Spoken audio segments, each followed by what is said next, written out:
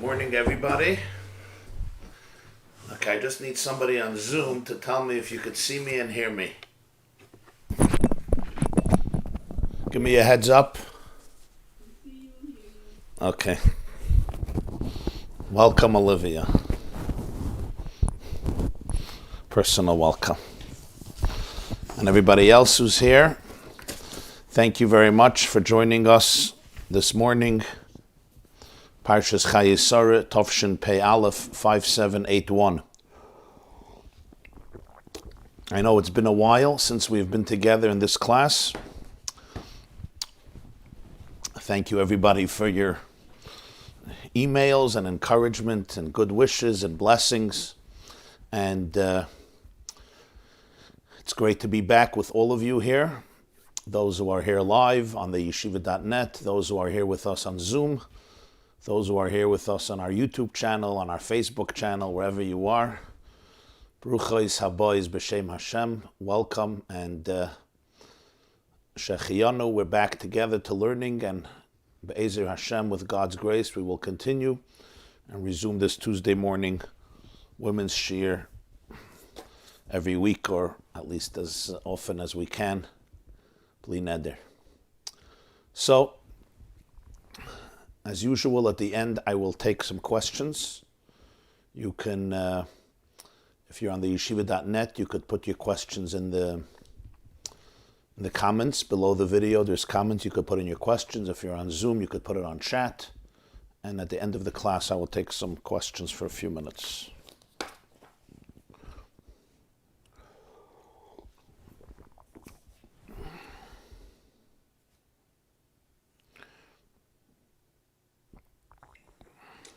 I know it's been a while.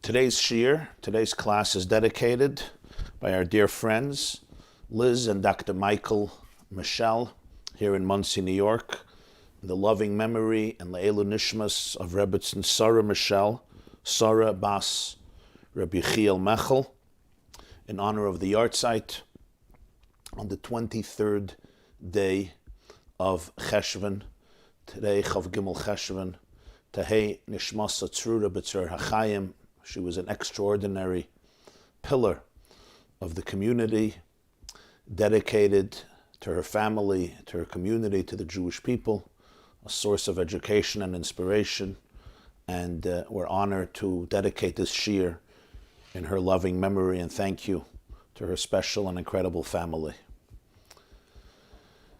Yehei Zichra Baruch.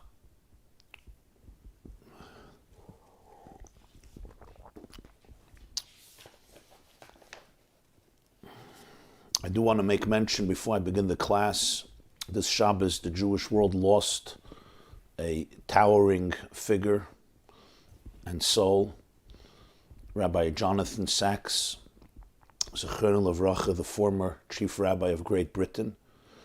And he was an extraordinary mind and an extraordinary soul, and his teachings, his writings, his lectures, his presentations, his essays, his volumes, his books, enriched the Jewish and the non-Jewish world over decades. I myself feel a debt of gratitude to Rabbi Jonathan Sacks, Zechronu Livracha, in all the ways that he enriched my life, my intellectual life, my emotional life, my spiritual life, my Jewish life, and my own work as a teacher, both through his writings, his pen, and his mouth. He was blessed in both. He truly made so much of Yiddishkeit alive, contemporary, relevant, filled with passion, perspective, profound and relevant ideas. And many of my classes' presentations, certainly quite a few ideas, I have either learned or based or been inspired or triggered by ideas and teachings of Rabbi Jonathan Sacks. who was taken from us this past Shabbos, Parshas Vayera, Chaf Chesh from Tavshin Pei Aleph.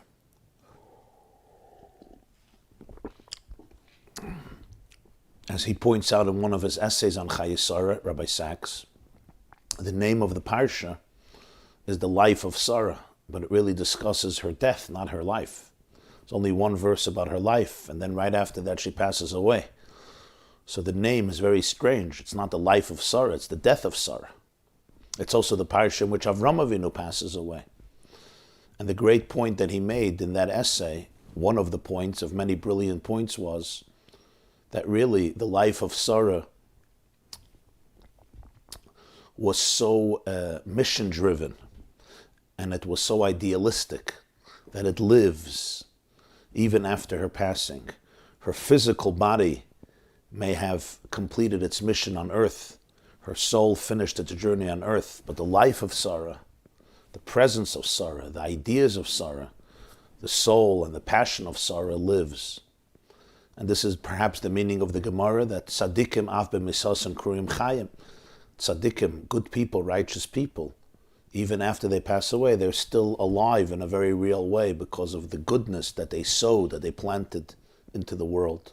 The same is true with Rabbi Sachs, Rabbi Jonathan Sachs, whose impact and whose teachings and whose life legacy will continue to inspire a generation for days and weeks and months and years to come. Tehei nishmas tzrura b'tzrar hachayim, and a deep condolences to his family and to all of British Jewry and to all of his students and disciples really around the whole world. And as I said, Jews and also lahavdil non-Jews who were deeply impacted by his teachings and his presence and his way of articulating faith in our century. Not so easy and not a simple task at all. I heard at the funeral the chief rabbi of Mervis, present chief rabbi, Tzalain Yarin, so they read a eulogy of his, and he quoted the verse of Chayei Sarah, where the Bnei Ches told Avram Avinu, Nesiya Elokim ata b'seichenu, you are a prince of God among us. The non-Jews, the Hittites, recognized, Nesiya Elokim ata b'seichenu, you're a prince of God among us. And when I read the condolence letter of Prince Charles of Britain, Prince of Wales, one has that feeling that he was truly a Mekadesh Shem Shamayim Barabim. He sanctified the name of Torah, the name of God, the name of the Jewish people. He spoke up about things that other people did not speak up about, and he articulated faith in a way that was refreshing and inspiring, articulate to a generation in Britain and beyond, far beyond Britain, that struggles so much with these questions and is inundated with philosophies and theologies that find faith at best to be primitive and at worst to be repressive and evil and negative and responsible for all the woes of society. So indeed, I felt that the words Nesiya Elokim ata b'seichenu were very acute, were very suitable. And his death impoverishes all of us as his life enriched us so profoundly. So profoundly. Okay. So now let's move on with our class.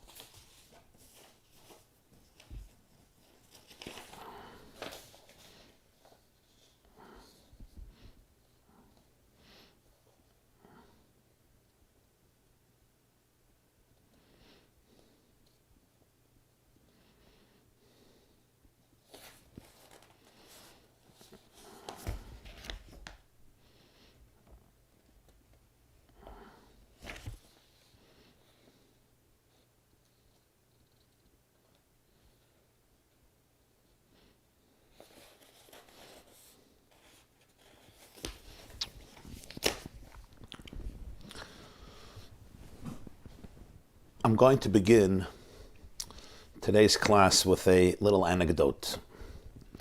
The anecdote is not just to start with a joke, but it's actually very relevant to the content of what we want to explore today. They say that there was a new rabbi, and he was in the middle of giving a sermon. And in the middle, he summoned the gabbai, the assistant of the synagogue, to come over to him, to approach him. Middle of the sermon, this was quite surprising. The gabbai comes over, and the rabbi says, "There, Yankel is sitting in the third row, and he's fast asleep. Go wake him up." And the gabbai replied, and he says, "Dear Rabbi, you put him to sleep, you wake him up."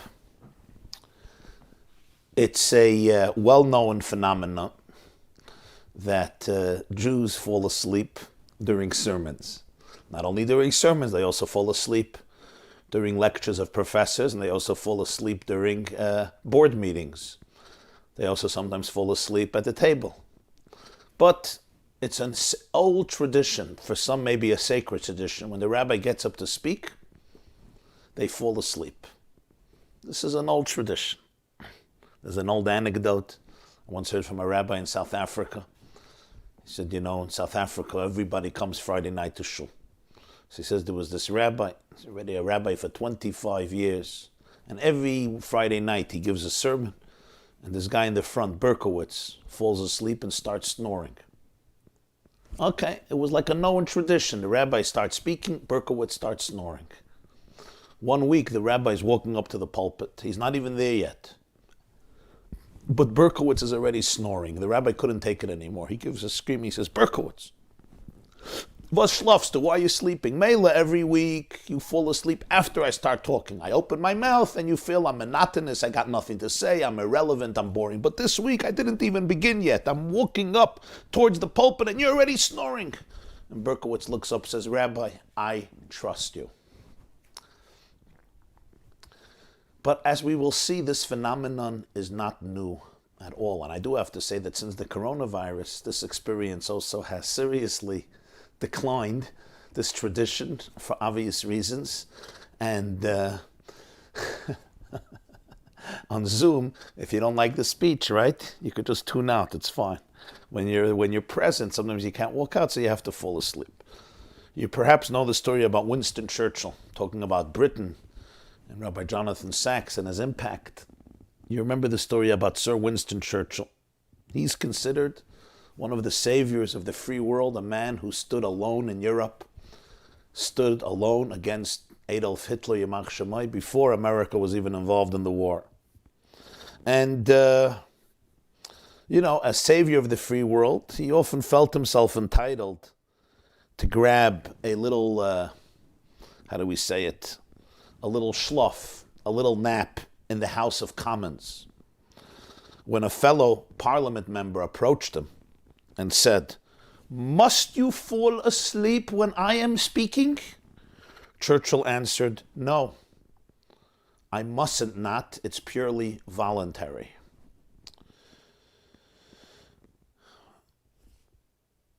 But I want to tell you a story.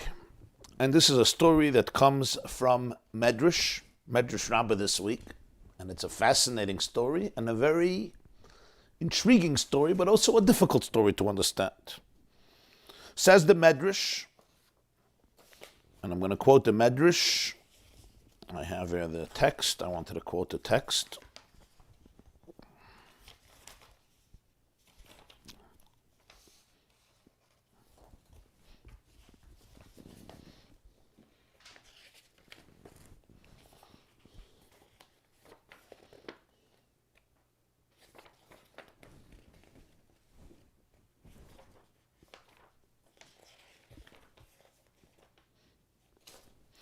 Says the Medrash, what, I have it here in a sefer. Let me just get it. I'm sorry.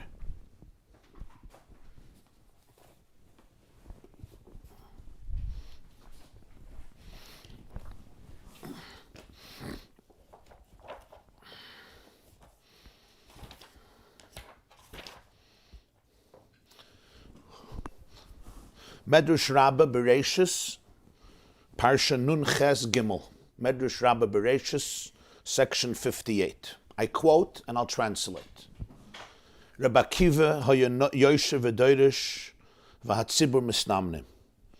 Rabbi Akiva was once sitting and lecturing, and his students were falling asleep. Bikesh la'oreran. He wanted to wake them up. Amar, he said to them, Ma ra'asa Esther shetimlech al sheva v'esr mameya medina. What caused Esther, or what occasioned Esther to rule over 127 provinces? Elatavay Esther shahisa bazbito shel Sarah, shachaysa meya v'esr v'sheva, v'simlech al meya v'esr v'sheva medinas. The answer is because Esther was a descendant of Sarah, and Sarah lived till 127. Therefore, let Esther come and rule over 127 provinces. And that's how Rabbi Akiva woke up the crowd that was sleeping during his shiur, during his lecture. What a fascinating medrash. Rabbi Akiva is trying to wake them up. And how does he wake them up? He asks why Esther, the queen of Achashverosh, the monarch of the great Persian Empire during the time of Purim, decides to reign over 127 provinces. It's because she's a granddaughter of Sarah, and Sarah lives 127 years, as the Torah says in this week's portion, Parshas Chayei Sarah. So therefore, her descendant reigns over 127 provinces, just like her grandmother lived 127 years. And this is how Rabbi Akiva gets the audience to wake up. Now, it's a strange story, and it brings up quite a few questions. Number one, what exactly is the connection between Sarah's lifespan and Esther becoming a queen over 127 provinces? It seems completely coincidental. I mean, it's an interesting coincidence, 127 and 127. In the Megillah, we have Esther ruling over 127 provinces with her husband Achashverosh, and Sarah happens to live 127 years. But the connection seems very superficial at first glance. Number two, Esther didn't really rule over 127 provinces, nor did she choose to rule over these provinces. Rabbi Akiva says, Marasa Esther Limlich, as though this was her vocation. You know, she went to a life coach, and the life coach advised her to go rule over 127 provinces. It's not exactly what happened. She was taken to King Achashverosh, who was enthralled by her beauty and her grace and her demeanor, and he chose her as his queen. What did Rabbi Akiva mean when he says that Esther decided or chose to rule over 127 provinces? Number three, Sarah did not choose the time of her death at the age of 27, nor does any person choose the time of their passing. The length of our life is God's choice. It's not ours. What is the meaning of the idea that in the merit of her living 127 years, her granddaughter merited to be such a powerful queen? This was not Sarah's choice. This was God's choice.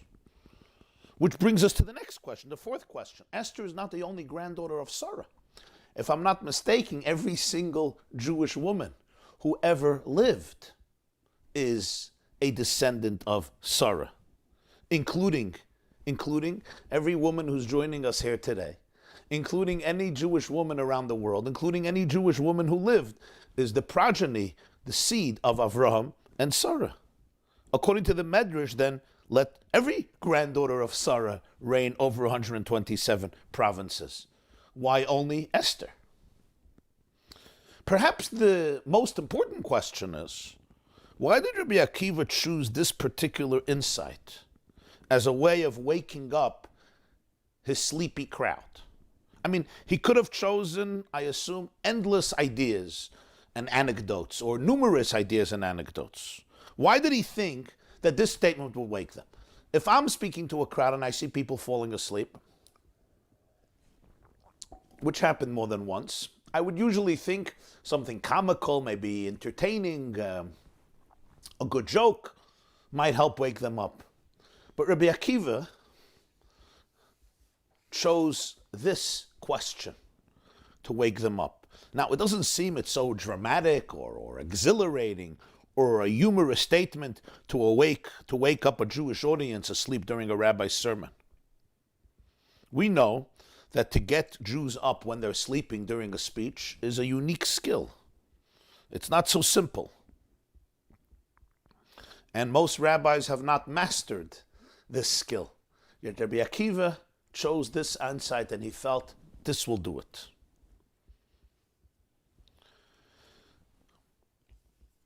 The last question that I just shared has a very interesting answer that was given by the Chidushei Harim, the first Rebbe of Ger. The Chidushei Harim was a Jew named Rabbi Meir Alter. Rabbi Yitzchak Meir Alter, he was born in 1799, he passed away in 1866. And he answers this question in a rather creative way. He says, Rabbi Akiva gently reprimanded his students for sleeping through the class. Why? If Esther reigned over 127 provinces in the large Persian Empire, corresponding to Sarah's 127 years, it means that for each year of Sarah's life, Esther was granted queenship over an entire province or country. 127 years gave her the ability or the privilege or the power or the merit to rule over 127 provinces. So it's one province per year. Now, a province, the expression in the Megillah is Meya ve'esrim v'hiv me'achashesh hamelech me'edu v'atkush sheva ve'esrim meya medina. Medina really is like a country or a large province. Says the Chidushei Harim. The Chidushei Harim is the first Ger Rebbe, Rabbi Yitzchak Meir Alter. He says, okay, so let's now think about this. For each month of her life, if for each year Esther was given a province or a country, for each month of Sarah's life, Esther was given the gift of queenship over an entire city, because a Medina contains at least 12 cities. So for each month of Sarah's life, if for each year she was given a whole province, a whole Medina, so for each month she was given an entire city. It follows then that for each week of Sarah's life, Esther was rewarded with a town, because a city has at least 4 towns. So for each month Esther was given a city. So for each week she was given a town. This would mean that for each day of Sarah's life, she was rewarded with a neighborhood or with a section of the town. And if you break it down even further, you'll find that for every second of Sarah's life, Esther was rewarded with an entire block over which she reigned. So Rabbi Akiva, says the Ger Rebbe, was trying to teach his students to value the significance of every single moment of life. Sarah received immense awards for each and every moment of her life because she devoted all of her time and all of her energy to living an honest, a meaningful, a good, a productive, a virtuous life. This was the message of Rabbi Akiva. In his pedagogical uniqueness, he wanted to convey to the students who were sleeping, don't squander time. Time is what we call an aveda she'eina chezeres. It's something that you cannot gain back. Value every moment of life. A resource like time is something that you do not want to waste, you do not want to squander. Each moment is pregnant with great potential. Somebody once said, imagine there is a bank which credits your account each morning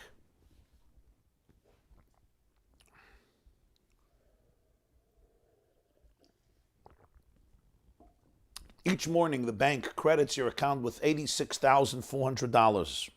It carries over no balance from day to day. It allows you to keep no cash balance, and every evening, it cancels whatever part of the amount you failed to use during the day. What would you do? You would draw out every single cent, of course. But everybody has such a bank. And the name of this bank account is time. Every morning, it credits you with 86,400 seconds. Every night it writes off as lost whatever of this you have failed to invest to good purpose. It carries over no balance. It allows no overdraft. Each day it opens a new account for you. If I fail to use the day's deposits, the loss is mine. There's no going back. There's no drawing against tomorrow. I have to live in the present on today's deposits. And time waits for no one. Yesterday is history. Tomorrow is mystery. Today is a gift, as they say. That's why we call it the present. It's a gift. To realize the value of 1 minute, ask a person who missed a train. To realize the value of 1 second, ask the person who just avoided an accident. To realize the value of 1 millisecond, ask the person who won a silver medal in the Olympics. So this, according to the Chidushei Harim, was the subtle message Rabbi Akiva was conveying to his students. There's an old anecdote about a man who came to the therapist. He had a very serious problem. How can I help you? Asked the therapist. He says, therapist, doctor, please tell me what time is it? Therapist says it's 3 o'clock. The patient says, oh no, God help me. Therapist says, what's the matter? The patient says, I've been asking the time all day and everybody gives me a different answer. This is crazy. Life is too chaotic. But there's something deep here. Everybody gives me a different answer when I ask them what time it is. It's interesting, right? Other questions, you expect more or less the same answer. Okay, if you ask who's the President of the United States of America now, you may not get the same answer from different people. But generally, you ask a question, and we hope people will give the same answer. With time, nobody will ever give the same answer, unless you're asking at the same moment 2 people. That's the uniqueness of time. They tell a story that Aristotle once asked his students, who is the greatest teacher in history who kills all of his students? And the answer was time. Time. There's no teacher like time. No teacher like time. Time teaches us the profoundest truths about life. It also kills all of its students.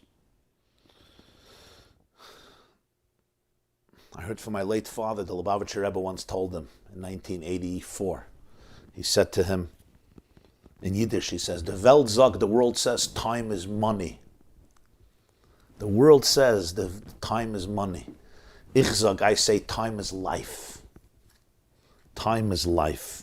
This is what Rabbi Akiva was telling his students. Time is not only money, time is life.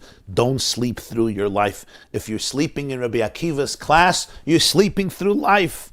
Look at Sarah and see what she accomplished in 1 minute. You have to know when to sleep, where to sleep. And sometimes, some places you don't fall asleep. Rabbi Akiva is teaching. Rabbi Akiva is giving Torah. If you could sleep through this session, you're sleeping through life itself. There's a time to sleep. We all have to sleep. The Rambam says in Hilchos Deis that a person should sleep 8 hours a night. That's the healthy time for a person to sleep. There's the pasuk the Magen Avraham brings, Yashanti oz yanuachli. I sleep and then I have serenity, I have rest. Oz is Aleph Zayin, is 1 and 7, is 8 hours. Okay, so everybody has to figure out what works for them in a way that you're relaxed. And sometimes people are sleep deprived and they can't function the next day. And it adds up. And at some point there's a breakdown of their qualities and skills and abilities. You have to get sleep. That is part of living. That is how God created life. But you have to know where to sleep and when to sleep. When I was a child, the shul I grew up in, so Rosh Hashanah, there was a lot of people and there was a lot of pushing by the shofar blowing. And there was a gabbai, a Polish Yid, his name was Reb Moshe Pinchas HaKoyen Katz, Zechrona Livracha. And this is a childhood memory. He would always get up before the blowing of the shofar, before the reading of the Torah, and he would give a clap on the bimah, and he would try to admonish the crowd nicely to stay put. Everybody should stand in one place. Nobody should push. It should be quiet. It should be organized. It should be elegant. It should look beautiful. And then he always gave a scream. At the end of his short speech, he gave a scream in a real zaftige Polish Yiddish, soll wissen, fa wie me steht und fa wem me steht. You must always know where you stand and before whom you stand. Or in the expression of the Gemara in Brachas, Dalef ne'miyat ha'omed.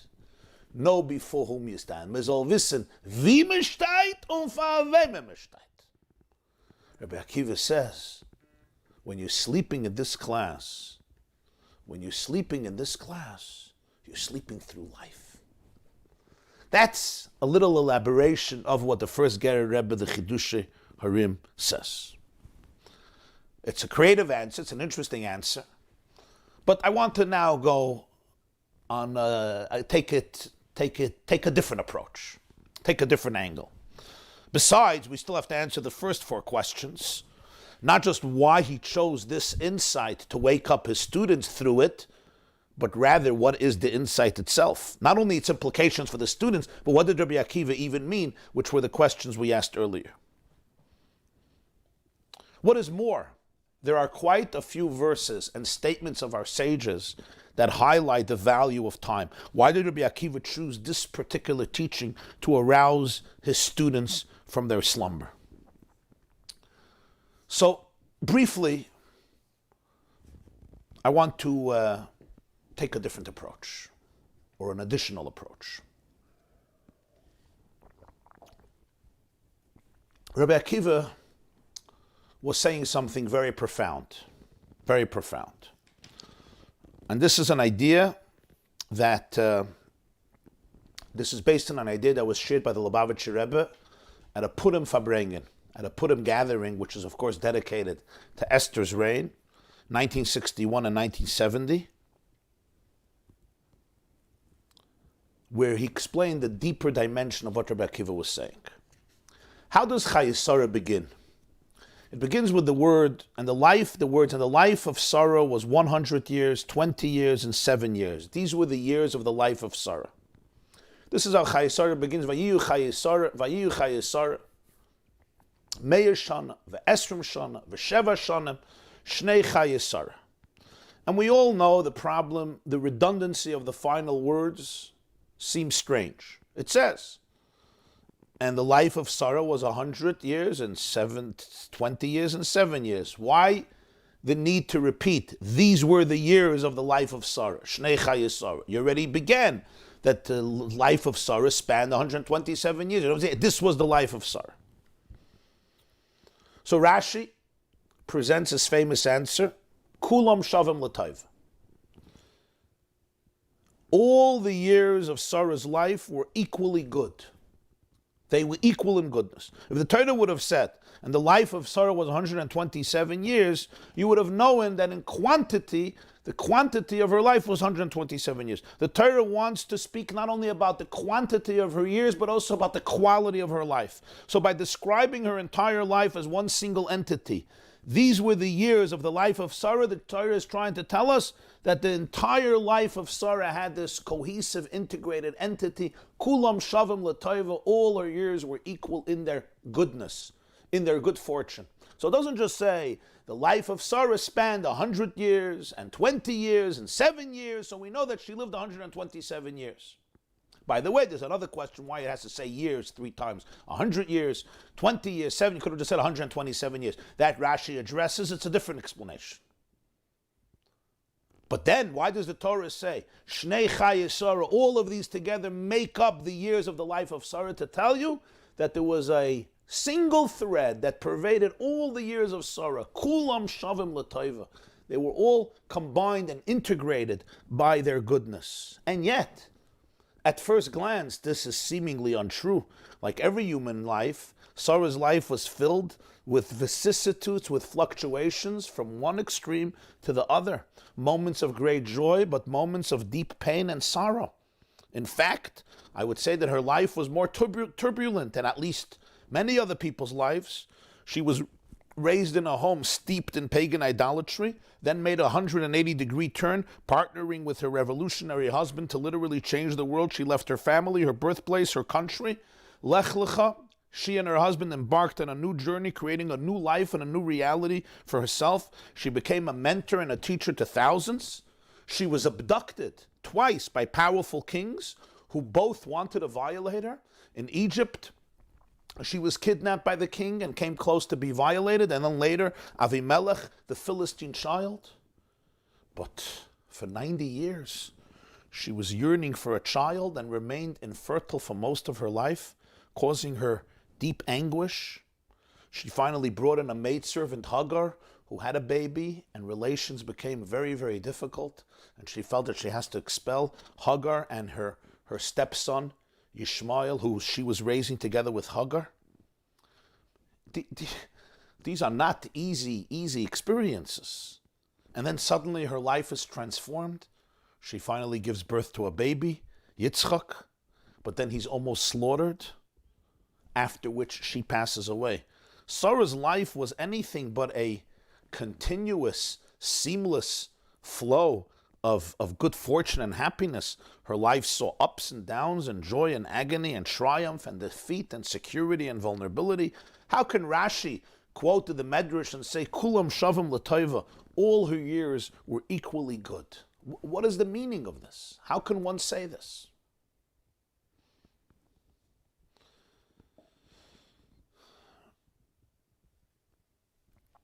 Of course, what Rashi means is not that her entire life was equal in the sense that they shared similar circumstances, that everything just followed a predictable trajectory and everything was calm and serene, exactly as she imagined it would be.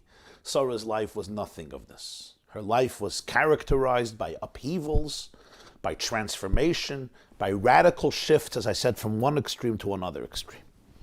What Rashi is telling us is that despite all of her diverse experiences, there was something that permeated her entire life with all of its occurrences. And this was her goodness. The years of Sarah's life were equally good. Kulam shavam l'taiva. What this means is there was a goodness, a taiva, a goodness that permeated, that penetrated every single day, every single moment, every single experience of her life. She was a good person when she was a princess, a royal matriarch sitting on top of the world celebrating her newborn baby with reverence and respect showered upon her from multitudes of leaders and laymen alike. But she was the same good person when she was abducted by Parai, sitting in his palace, vulnerable and unguarded. She was the same good person when she was wealthy, affluent, and she was the same good person when she was an impoverished, wandering woman. Throughout all of it, her goodness shined equally. She never allowed the various turns of her life to deprive her of her focus on being good and on bringing goodness into the world. There was a Jew. I knew him. His name was Reb Mendel Futefas. Reb Mendel Futefas spent almost a decade of his life in Stalin's Gulag. He was born in the Soviet Union. His father died before he was born. So he was named by his bris Menachem Mendel, Ben Menachem Mendel. He was named after his father. I remember when he would get an aliyah. I remember Rosh Hashanah, he would get an aliyah in Shul. They would say, I still remember the Balkaira, his name was Reb Motl Shuster, would say, Yamoid, Harav Menachem Mendel, Harav Menachem Mendel. It was very, as kids, we wanted to know, why does he have the same name like his tati? In some Sephardic communities, you name after somebody who's alive, but in our community it was very strange. Ashkenazim don't do this. You know why? My wife comes from a Sephardic family. She was named after her grandmother, who Baruch Hashem is still alive. Esther, actually, her grandmother, father's mother, was a Sephardic family from Saloniki, from Greece. But by the Ashkenazim, it's uncommon. And then, I learned that Reb Mendel's father passed away before he was born. His mother was pregnant, so the bris, he was named after his father. He did not have an easy life. He had 6 children, and 5 of them died during his lifetime. He was separated from his family, from his wife and surviving children for 20 years. And he was in the Gulag for close to 10 years, in Stalin's Gulag. He came out of the Soviet Union in 1964. And I knew him already in the later years, in the 70s and in the 80s and the 90s. He passed away in 95. So he related once that one of the ways in which he kept his sanity was he had to constantly engage his mind in the famous idea of the Baal Shem Tov. Baal Shem Tov said, from everything that a person sees or hears is a lesson in your service of Hashem, in your service of God.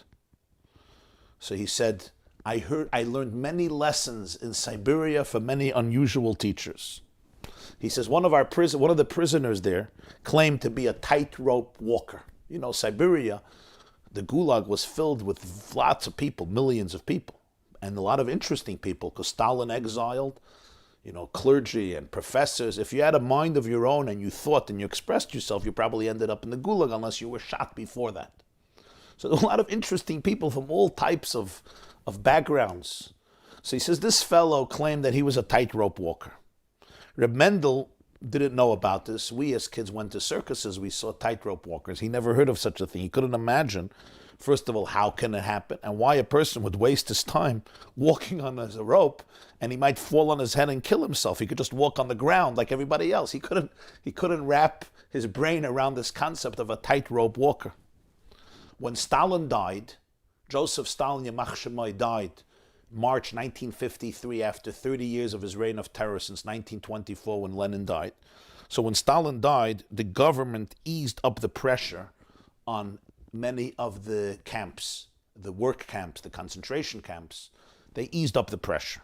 So some of the inmates decided to make a celebration, not for Stalin's death, you could be killed for that, but a celebration, that the pressure was off. And the tightrope walker finally found his chance to prove himself and authenticate the skill that he's been talking about. He found a long, thick rope somewhere in the camp in Siberia. He attached it to the side of a building about 10 feet above the ground. He stretched it to another building about 15 yards away, and he attached it there at the same height. And for a long time, he was up on a ladder, pulling, testing, fastening the rope, until everything was finally ready for the great display of talent. A crowd gathers around. Remember, this is in a Siberian camp. The man removes his shoes and he climbs up the ladder onto the rope. Reb Mendel Futefas, a chassid, a yid, was one of the first to get interested. He was quite interested. And this is what Reb Mendel shared.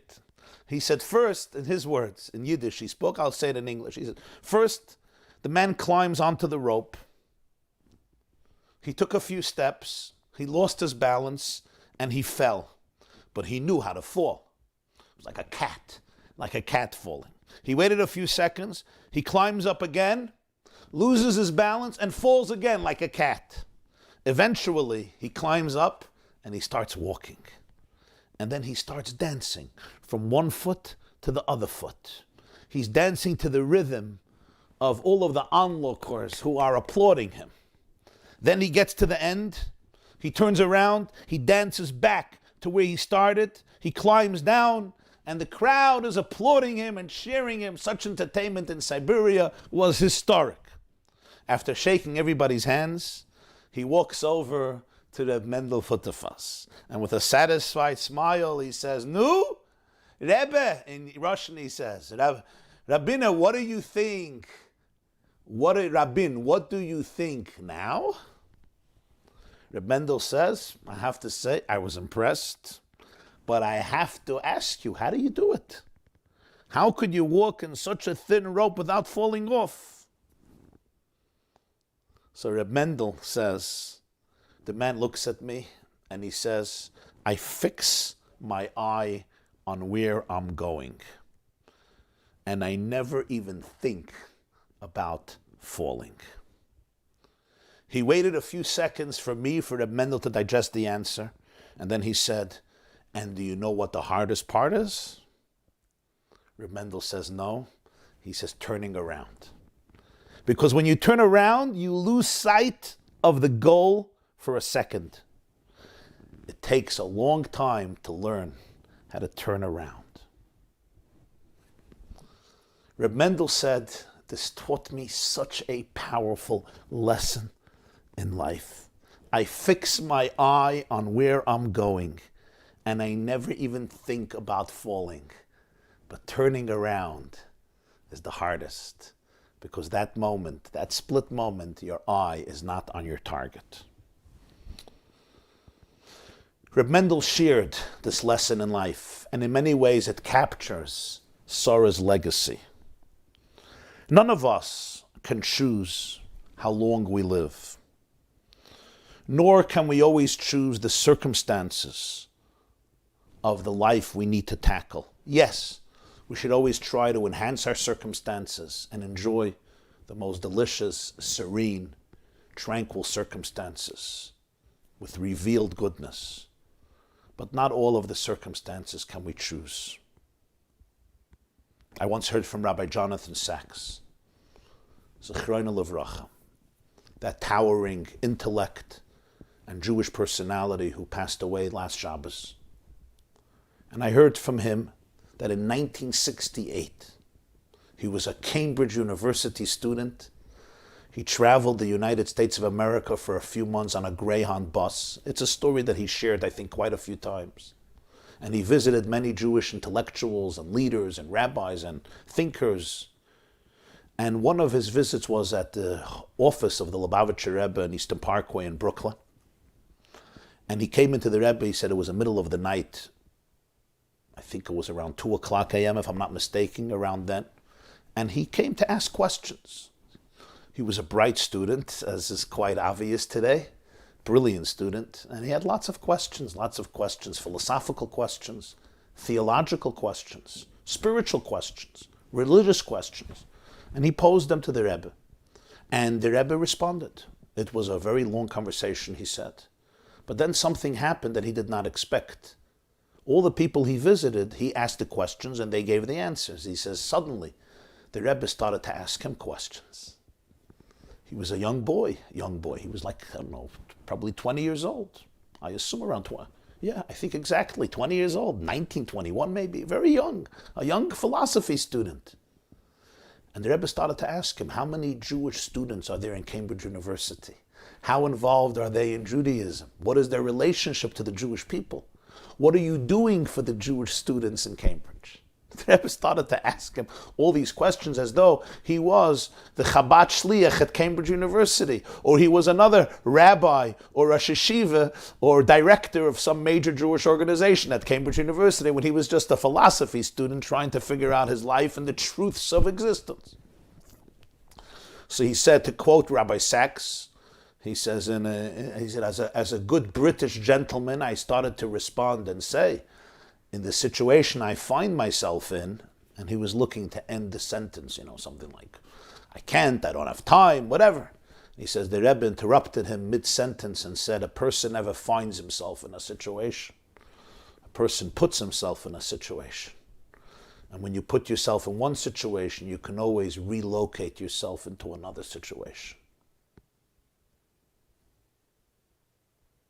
And then he went on with suggesting to young Jonathan Sachs to become a Jewish leader. And ultimately, to become a rabbi's rabbi. This is 1968. Around a quarter of a century later, he became the chief rabbi of Great Britain when he shared the story. Sometimes it seems that I am put in a situation. I did not choose the situation. I did not choose these circumstances. I would have wanted and dreamt and aspired of other circumstances. But this is where I am. How do I view it? Do I find myself in the situation? Or do I put myself in the situation? The physical circumstances may not change, but my perspective, my vantage point, how I discern it, how I view it, how I judge it, and most importantly, how I define my relationship with it, there lay the major difference between a good life and a cursed life. Between a life that is filled with goodness and inner joy and purpose and meaning, and a life that is filled with suffering and agony. Because there's one thing that I can and I must choose, that throughout my entire life story, notwithstanding the challenges, throughout your entire life story, notwithstanding your challenges, you remain good, pure, innocent, dignified, moral. And you remember that you are an ambassador. You were sent on a mission. God sent your soul down here to this world to do something. And this is part of your mission. This must be the unifying theme of my life. I can't always create a life in which all the circumstances are uniform. What happened yesterday will happen today, will happen tomorrow. No matter my conditions, no matter my situations, no matter your conditions or circumstances, your goodness can always glow. Your purity, your idealism, your love, your resilience, your faith, your fortitude, your inner wisdom and your commitment to truth, authenticity, depth, integrity, and emes can always be there. You may be a millionaire owning 7 homes and a yacht and a private jet. Or you may be a captain. How do we translate a captain? A struggling worker trying to save your home from foreclosure. You may be in a country that is prosperous and has a decisive trajectory and a clear identity. You may be in a country where there's a lot of confusion and chaos. You may be in a situation where your family seems so healthy and wholesome, or a situation, God forbid, where that is compromised. But your goodness must never be compromised. Your dignity must never, ever be a question. Like that tightrope walker in Siberia, Sarah, like Avram Avinu, had their eyes on their goal. They didn't understand everything about their journey. Part of their journey felt like walking on a tightrope. What does Reb Nachman say? Kol ha'olam kulo gesher tzar meyod, right? The whole wide world is a very narrow bridge. And if I go this way, if I go to the right, or I go to the left, God forbid I can fall and hurt myself. The main thing is lo lefached, not to be paralyzed by fear, by insecurity, not to allow my traumas to cause me to lose the plot, to lose the mission, to take my eyes off the target. Avram and Sarah had a mission. They knew they were following the call of God to bring goodness and light to the world, to be the ambassadors of the Ribbono Shel Olam, ambassadors of the Creator, ambassadors of love, light, hope, healing, wisdom, authenticity, integrity. Sometimes the journey was on comfortable ground, and sometimes it was on a tight rope. But don't take your eyes off and don't think about falling, because you have a mission. Who gives you a right to think about falling? And even when you have to turn around, those are moments when you could completely lose your balance because you don't have that clear target. You don't see where you're going. You don't see a goal. There seems to be endless chaos. You're turning around. Those are the moments in your mind's eye. Those are the moments when in your mind's eye you must hold on to that powerful, powerful goal. Sarah, the first Jewish woman, passes away. Another Jewish woman appears on the stage of history. Her name is Esther. She would be the last Jewish woman to be recorded in the Tanakh. That is the fascinating contrast about these two women. Sarah is the first Jewish woman to enter into the pages of the Tanakh, and Esther is the last Jewish woman to enter into the pages of the Tanakh. To quote the Gemara, Megillah Yudalet, Esther Soivzman Hanavu, Esther represents the end of the era of prophecy. No more will there be a Jewish personality, a man or a woman in the Tanakh. Esther is that final era, the time of Purim. Soon the second Beis HaMikdash would be created, would be built. And that era, the era of Tanakh, ends. Later we will have the era of the Mishnah, the era of the Gemara, Talmud Yerushalmi, Talmud Bavli, etc. Sarah is the first, Esther is the last. Unlike Sarah, she has not only been abducted by the Persian monarch, she was compelled to marry him. Sarah was also taken to the monarch, to Parai, but she got out. Esther did not get out. A beautiful Yiddish Meidele ends up a queen, the queen of the most powerful monarch of the time, an insecure leader, an egomaniac of frightening proportions, a glutton of the highest order, and a paranoid individual, Achashverosh. Esther grew up with no parents. The Megillah says that both of them died when she was a child. She was taken from her cousin's home, from Mordechai's home, to the palace of Achashverosh, destined to spend the rest of her life by his side. Her opportunity to surrender to despair was certainly available, but like her great-grandmother, she rose to the occasion. She never forfeited her dignity, her grace, even for a moment. Her life was a roller coaster of deep, deep abandonment and pain and tragedy, but her goodness. The Gemara says, Chut shel chesed mashur chala. Whoever saw Esther was enthralled by her grace. There was a thread of kindness, of chesed, of taiva. that bedecked her. She lived in a halo of light. This remarkable woman would ultimately stand up to Haman and save her people from extinction. She could have surrendered to despair and melancholy, but she understood she has a shlichus. She was walking a tightrope, but she's on a mission. She's not a victim of circumstances. She is an ambassador that was sent into the palace. Why? She did not know. But her dignity and faith and goodness she would not give up. And then when the moment of truth came, and suddenly a Hitler arose, a Haman arose, and plotted almost successfully to exterminate every last Jewish man, woman, and child, it was Esther's brilliance, Esther's ingenuity, Esther's wisdom, Esther's charisma, who saved her entire people from a powerful, powerful Holocaust.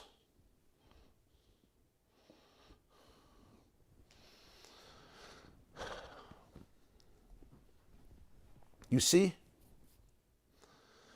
when we think about that story of Purim, what happened really?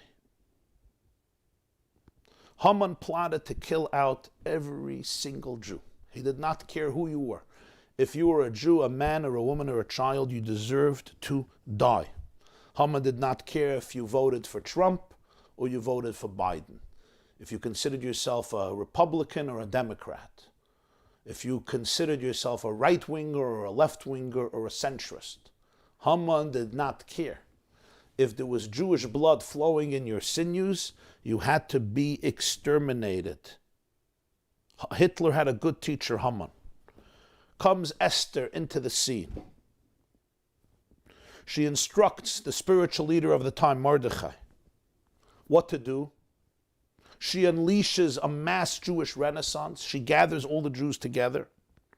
The book of Esther describes that both in the capital Shushan and every other province of Jews throughout the 127 provinces, B'chol Ir V'ir, B'chol Medina Medina, wherever the news of the decree to exterminate the Jewish people arrived, the Jews assemble, they fast, they recreate their relationship with God and with Torah from a nation that was dispersed geographically and divided ideologically. Esther manages to create a singular renaissance in the entire nation dispersed and divided among 127 provinces and cultures.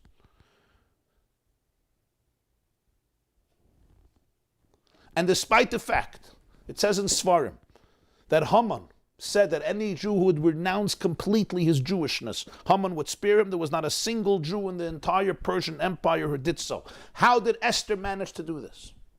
She was in the palace, a young Jewish girl. Whatever her age was, there's a few opinions. A Yiddish Mädel. She told Mordechai, the leader of the Sanhedrin, Leich Knesses Kol HaYehudim, I want you to gather all the Jews in Shushan and create a renaissance. And ultimately the news spread. And this happened in every single place where Jews lived throughout the entire Persian Empire. How did Esther do this? This is what she learned from her great-grandmother Sarah. Sarah taught her that the software of life may be diverse, but the hardware of life is identical. That in every situation, we are ambassadors of God, capable of reflecting His goodness, His infinity, called upon to do His work and fulfill His purpose in this particular situation. The changes in her life were external. The core of her life, the conviction that she is always in a relationship with Hashem and that she serves as His ambassador in this world, this conviction remained the same throughout all of her travails, all of her journeys. This was the attitude of the first Jewish woman, the founder of the Jewish nation, Sarah. So her granddaughter, Esther, the last biblical Jewish woman, applies this principle to the entire people.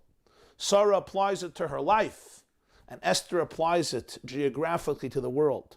The differences between Jews is in their software, not in their hardware. As extreme as these distinctions may be, and they are extreme, they relate to our manifestations, not to our core. At our core, we are one because the divine presence dwells in every Jewish soul. There's a sacred goodness within every Jewish heart. So what Esther understood about the 127 years of her life, what Sarah understood about the 127 years of her life, Esther understood about the 127 provinces of Achashverosh's kingship, monarchy.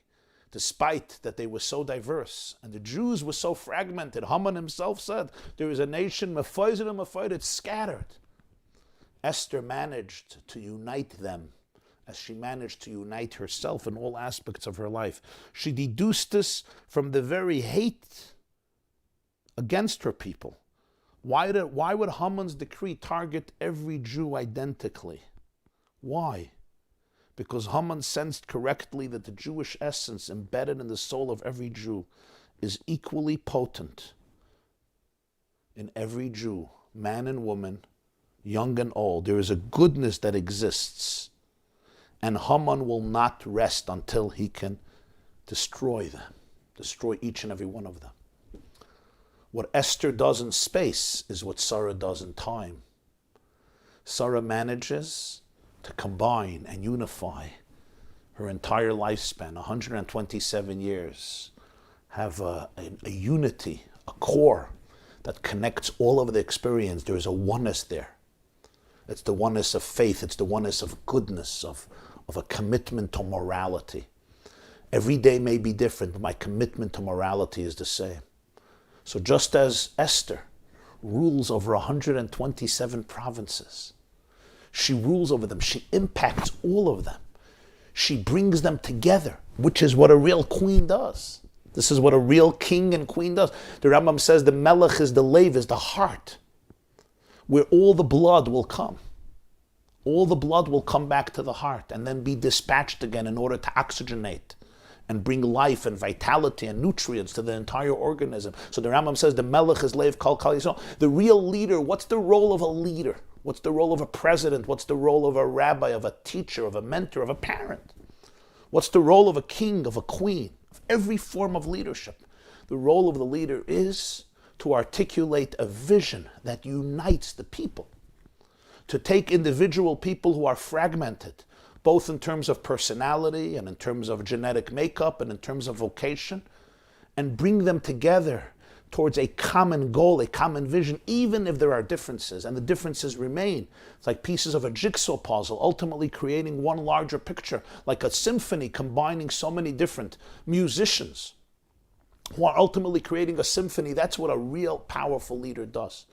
Articulate something that touches each one of our souls and which we can all connect to. Sarah had that gift in her own life. 127 years were defined by a mission, by a story, by a singular story. And what Sarah does in time, Esther does in space. She unites 127 provinces, become united. They're so different and the Jews are so fragmented, but Esther manages to bring out the taiva, the idealism, the goodness in each and every one of them. How did Esther do this? She did this because Sarah can do this in time. Esther does this in space. 500 more years pass. Rabbi Akiva is the great sage of the 2nd century after the Common Era. He observed the destruction of the second Beis Hamikdash, almost the complete annihilation of Jewish life and culture by the hands of the Roman tyranny. Beis Hamikdash was destroyed in 70 after the Common Era. Rabbi Akiva lived during that era. He's lecturing to his students. Rabbi Akiva is not just giving a lecture to entertain them or even just to teach them. Rabbi Akiva is the one who embodies the very tradition of Judaism. The Gemara says in Sanhedrin, Kulhu alibad Rabbi Akiva. The entire oral Torah Shabbat Peh, the oral tradition we have today, comes from Rabbi Akiva.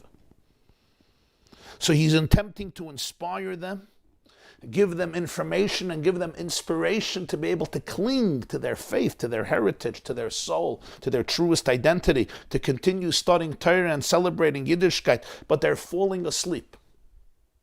Their falling asleep may not only mean physically, the Bnei Yissaschar says this, it may also mean spiritually. They're uninterested. Why do we fall asleep? We fall asleep because we find the information to be either boring or irrelevant. When something touches you at your core, you don't fall asleep.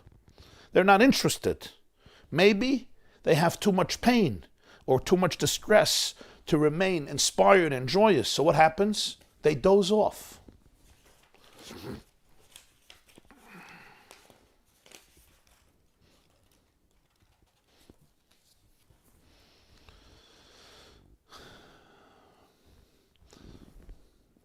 These students lived in one of the darkest moments of Jewish history. After the destruction of the second Beis Hamikdash, Bar Kochva attempted a final rebellion against Rome, but he was horrifically defeated. Many lives had been taken. The spirit and the morale of the Jewish people was low, and Rabbi Akiva, who is often referred to as the eternal optimist in all the stories that we see in the Medrash and in the Gemara about him, notices his emotionally weary students. This is not just a physical sleep. This is also a moral and spiritual and emotional sleep. How will the great master Rabbi Akiva wake them up from their slumber? The Medrash is not only telling us a story about Rabbi Akiva getting up, and some people were exhausted and they fell asleep, and Rabbi Akiva said, okay, let me talk to them about Sarah and Esther. There is a deep existential conversation. How will Rabbi Akiva manage to wake up his students? How will he kindle their spark, inspire their heart, ignite their soul, and restore purpose to their shattered circumstances? That's the question in Rabbi Akiva's mind. So Rabbi Akiva reminded his students of two Jewish women who lived a long time ago, Sarah and Esther, who made their mark on the world by overcoming difficulties. Sarah lived through a tough life, but through standing strong for 127 years, she passed on 127 countries to her resilient granddaughter, Esther. Rabbi Akiva taught them that even if their software may be asleep, their core, their hardware is not asleep. Ani yeshena v'libi er, we say in the Song of Songs. I am asleep, but my heart is awake. That's what the bride sings in the Song of Songs. There's something very profound. I am asleep, but my heart is awake. I may not feel my heart, but my heart is awake. The profound connection between a Jew and his or her inner divinity and goodness may be dormant, it may be invisible, it may be going through a difficult period, but it's always present beneath the surface. It's like a black, dark coal which seems to have lost its fire, its passion, but if you fan it, the fire will emerge in its full glow, in its full heat and warmth. Esther Hamalka, Rabbi Akiva tells his drowsy, exhausted disciples, managed to create a renaissance and a transformation in the hearts and souls of Jews from all stripes and colors dispersed over 127 provinces, because Esther learned from Sarah that your inner goodness, your inner spark is never extinguished, even if you feel that you're deep in sleep.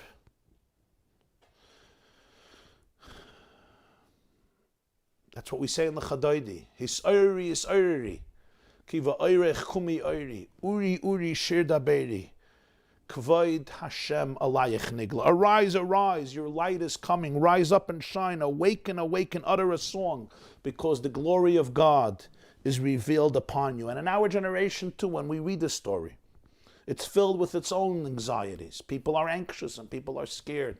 People are downtrodden and people are distressed and people are overwhelmed.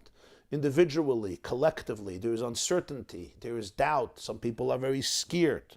We often feel drowsy, exhausted, depleted, apathetic, indifferent, scared, mad, angry, sad. We love sleeping not only by sermons, but also in other situations. Yet, like Esther and like Rabbi Akiva, we too could learn from Sarah to remember that notwithstanding any of the circumstances around you, kulam shavim l'taiva, you can always retain and allow your inner infinite godliness and goodness to emerge. We never find ourselves in situations. We put ourselves in situations. And when you put yourself in one situation, you could put yourself in another situation. That spark in you must never, ever falter.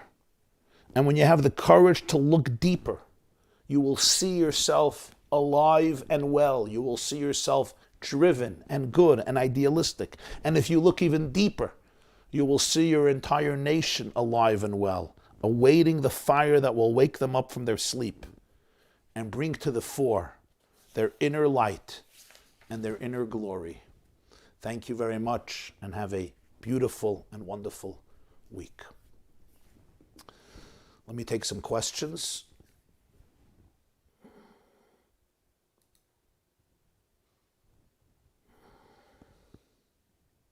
Chat. I'll start with the chat.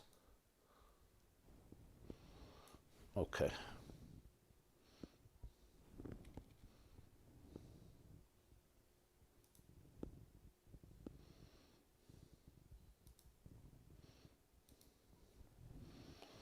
Okay, question number 1. Did Sarah start living that way from the time she was born? 127 years was the total amount of her life. So I'm thinking yes. But how does one do that? From the very beginning? It's a great question. And it's a wonderful, wonderful question you're asking. And the answer to this, I'll refer you to an essay that I wrote, and it's on the yeshiva.net in Parshas Vayer and maybe also Chayesara. It's titled something that our search for truth is also part of the truth. There's also a class I gave on this that was just posted last week. The search of truth is also part of the truth, which means even the early years of Sarah, till she discovered all of this, became part of this goodness. Because every journey in life becomes part of our destination.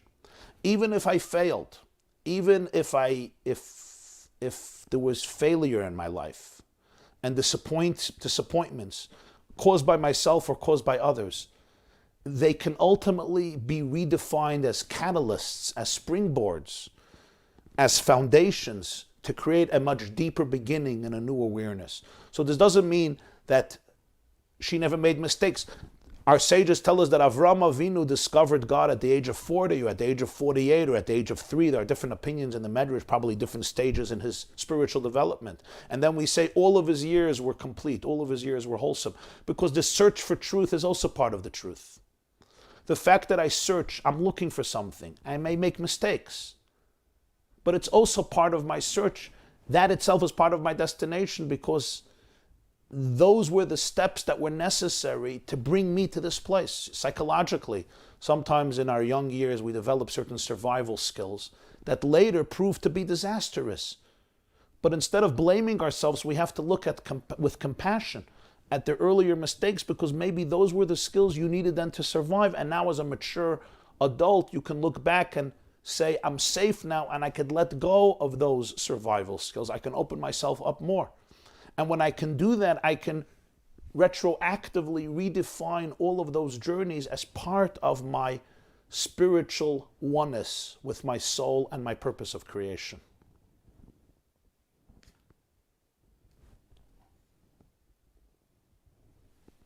Next question.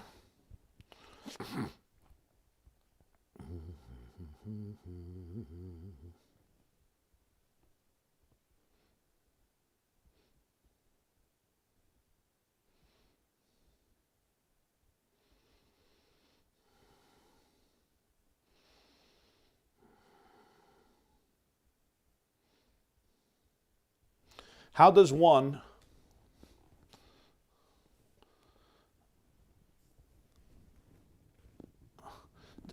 did I understand correctly that Sarah and Esther are the only women mentioned in the Torah?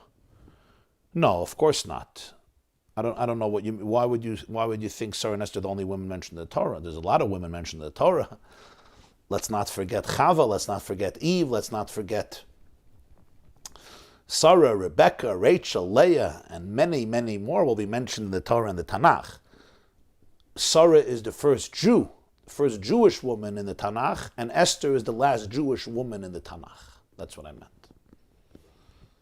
Sarah is the first Jewish woman in the Tanakh, and Esther is the last. But of course, in between them, there will be many, many Jewish and non-Jewish women who will be mentioned. How does one practically achieve this that you have been explaining, Rabbi Jacobson? What do I do every day in order to achieve this? It's a great question. It's a very personal question. What I would say is maybe the best thing, or one practical method, is morning, when you wake up. When we wake up, the Jewish tradition is, when we're still in bed, we say a little meditation. In English, I thank you. I offer gratitude to the eternal and living King for giving me back my soul with compassion. Your faith in me is great. And that's a time to identify and place your eyes on the target of your day. That's the time you're starting to walk the tightrope. You're getting out of bed. You're taking on a new day. Have your eyes on the target. What's my target? My target is I have an neshama, I have a soul. It's a piece of God. I'm an ambassador of God today to bring goodness and light to me, to my home, to my family, to my children, to my loved ones, to my community, and to the world. And then in the morning, spend some time praying, meditating, studying, connecting to this core in yourself. This is before emails and textings and WhatsApps and watching the news and giving comments about Biden and Trump and the elections and COVID-19. Before all of that, connecting to that inner core. And then, as we take on the day, whatever it brings, hopefully it'll bring only great fortune and good blessings and a lot of money and a lot of success and a lot of health for everybody. But whatever the circumstances are, you are connected to that very, very powerful core. Next question. How do I maximize and use all of my time? How do I deal with laziness and wasting time? Okay. There is a difference, and am I not allowed to relax? Another question. No, listen, there's a difference between relaxing and laziness are not the same thing, right? We have a day called Shabbos, a day of rest. It's not a day of laziness. It's a day of deep productivity. As the Rambam writes, and the Shulchan Aruch writes, Chaim Reish Lamed Aleph, Rambam Deis, Perek Gimel, Perek Dalet. A healthy body is part of being a healthy person and part of serving God. So when a person needs downtime, in order to be able to take a deep breath, in order to be able to collect their thoughts, in order to be able to spend time with people that are dear to you, that's not laziness. That is an essential part of living. That is an essential part of community, of connecting, of cementing the bonds between people, of sharing, of trusting each other. But what you want to make sure is that you don't use your time and just squander it with a sense of emptiness that will make you feel lousy afterwards. We all know sometimes we spend our time maybe talking about people, or talking about nothing, about garbage, or talking about emptiness, or just doing empty stuff. And then you yourself, you feel empty afterwards. So you really want to try to avoid that.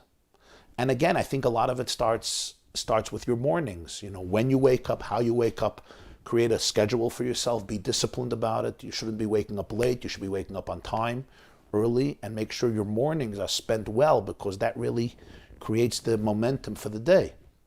And perhaps different people are different. You know, some people they're more technical, most people are more artistic. For artistic people, it can be harder because, you know, their mind goes all over the place and they love staying up till 3 o'clock in the morning, and they become creative at 1 o'clock in the morning. Till then, they're dead. So you really have to know who you are and what your nature is. But the common denominator is consistency is important. Rabbi Jonathan Sacks wrote a line, an excellent line. Rabbi Jonathan Sacks wrote, I don't know if I'm quoting it verbatim with his eloquence, but more or less, consistency is the soil upon which creativity grows. I cannot grow a plant in a vacuum. I need the earth. Creativity doesn't happen in a vacuum. Consistency is the soil upon which creativity can grow. Very creative people, very successful people are also blessed with consistency. They have to work on themselves. They have to work on themselves because they need schedule, they need structure. Again, there's different types of people, and some people need different types of structures than other. For one person, something is structure. For the other person, it's incarceration. But some type of structure and discipline and consistency is very important, which is why the halacha is very much about routine. You know, I wake up in the morning and I daven. There's davening before sunset and there's davening at night. We orchestrate our time in a way that it's attuned to the heartbeat and the rhythm of nature. The sun rises and the sun sets, and it creates movement in human behavior and human soul because you're part of a rhythm. The world is a symphony. You could look outside the window. The world is a symphony, and your body is a symphony. And there's that constant movement, and you want to make sure to march to the beat. And that's what consistency is. It's recognizing there's something called morning, there's something called evening, vayi erev, vayi voiker, yom echad.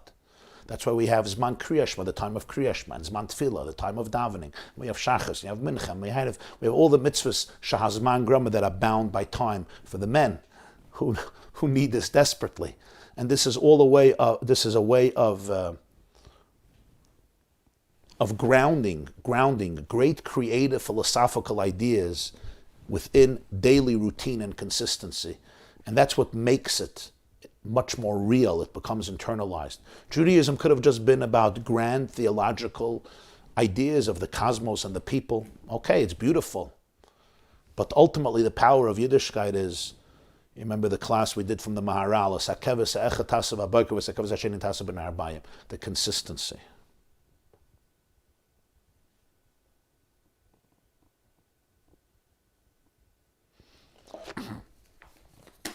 This class will, again, Be'ezer Hashem, happen next Tuesday, 9:45 a.m. I hope you'll all be here. Share it with your friends. You can also watch a replay on theyeshiva.net and share it with your friends as well. I'm also happy to inform you that next Monday morning, we will once again begin our early morning Jewish spirituality text-based classes. Monday and Thursday morning, 7:30 in the morning. Everybody is welcome. Right here on the yeshiva.net or on Zoom. That's going to begin next Monday morning, Be'ezer Hashem, 7:30 in the morning. We learn a text of Chassidus, of Jewish spirituality, Chassidus, Kabbalah, and we're going to explore it. That's Monday and Thursday. And next Tuesday, 9:45, we will, God willing, have another women's class. In the meantime, have a beautiful, inspired, uplifting, meaningful, and focused week. Thank you.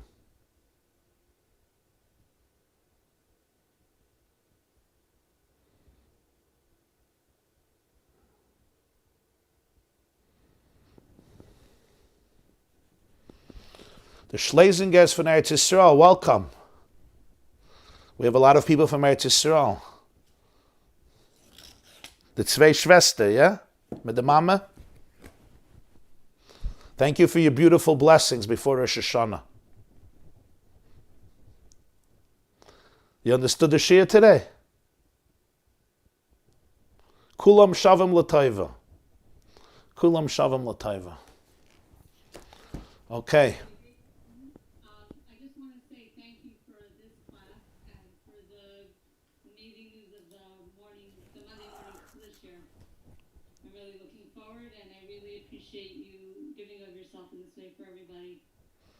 Thank you. Who's talking? I'm sorry. I'm just with my babies. I'm going on camera. Who is it? Who is it? From McAllen, Texas. Oh, okay. Thank you very much. Thank you for the feedback and the encouragement. I bargained for, so I'm looking forward to the women's class and the students class. Thank you very much. Okay, you understood today's class? And then I'm going to listen again because I was feeding my baby, but okay. Sometimes I replay it a few times. And I just want to let you know that the Zoom lecture on joy that you had on your website, I probably listened to, I'm embarrassed to say how many times, because in the meantime, when you weren't giving a lot of classes, it was an avodah for me to internalize the class, and I maybe listened to it 15, 20 times over a challenging period, and it got me through. And I'm still learning to internalize it, and I encourage anybody to listen to that class. I sent it to so many people because I think there were so much depth of this lifelines in that class that it literally got me through a very challenging month, and I want to thank you. What was the title? Remind me. A Zoom class on joy. It was a Zoom class on joy, and I think it was about, like, you were giving sources of this. It wasn't just a lecture; it was like a class.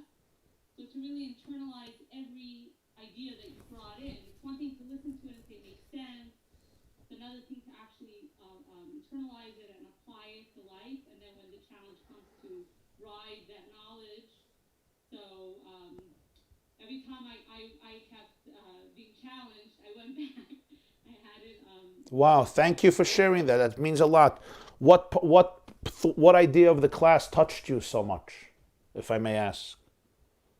I think that we learn a lot of this, and there's a lot of ideas that we grow up with, like the idea of positive thinking affecting reality. So it's an idea that I've learned about many times. But I was in a situation where I felt that my reality was what I was facing was very frightening, and I felt very legitimized in my fear. And the story of the Tzemach Tzedek and the Alter Rebbe passing away, it was like you and the Alter Rebbe, after chastising him for his fear, that was a very legitimate pain and fear. So that it was like the Alter Rebbe was basically acknowledging that even in the face of a very legitimate sadness, pain, or fear, the choice of choosing a positive path is almost the only path, because that's really the only chance you have to out of the vortex of fear or sadness or pain. And the legitimacy of the Tzemach Tzedek's pain, that I could relate to, yes, the words of the Alter Rebbe were very powerful, meaning what I took it to say, it's not that sometimes we think that in order to have positive thoughts, we have to wipe away the fear. Say, oh, it's going to be all right, whatever. Sometimes you don't see how it's going to be all right, or even that it's going to turn out good, but that the choice to be positive is what is foremost, and that's the avodah. That's where the inner work comes out. That's where you have to start to work. Not because, to clarify, I'm trying to say is that many times in life we think positive thinking is the path where we could just get over it. Say, oh yeah, it's all going to be okay. The Vita is when you don't see how it's going to be okay, Beautiful, very. and that's when the work comes in. It's the most freeing, liberating. You're soaring above nature, and the story of the Altar was very powerful, and all the sources that you shared to back it up. And I shared that story with so many people around me. And I'm happy to say I had a beautiful outcome. I had a baby, and there was a lot of Wow. challenges facing the birth. And Baruch Hashem, I'm with a healthy baby today. It's been a roller coaster, but that class just kept me in the past month. How old is the baby? He's 2 weeks old today. Oh, wow, Mazel Tov. Mazel Tov. A girl or a boy? A boy. Wow, Mazel Tov. Okay, beautiful. Baruch Hashem. And Okay, you everything should have a lot of nachas and good health and happiness and prosperity. Larichis yamim v'shanim tovos. And good health.